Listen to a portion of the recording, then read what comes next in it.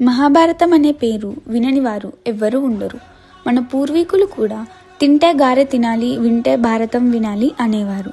ఎందుకు మనం మహాభారతంకి ఇంత రెస్పెక్ట్ ఇవ్వాలి? ఎందుకు లైఫ్లో ఒక్కసారైనా ఈ మహాగ్రంథాన్ని చదవాలి లేదా వినాలి? మహాభారతం ఒక గ్రంథమే కాదు, ఇది మన ఇతిహాసం కూడా. ఇందులో ఉండే ప్రతి ఒక్కరూ మనకి ధర్మం, అధర్మం, కర్మ మరియు యోగి సిద్ధాంతాలని నేర్పిస్తారు.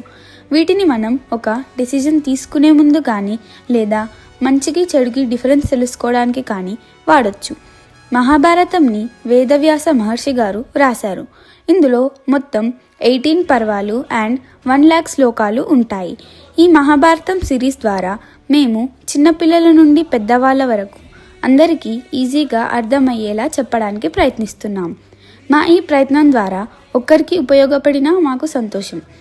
సర్వే జనా సుఖినో భవంతు.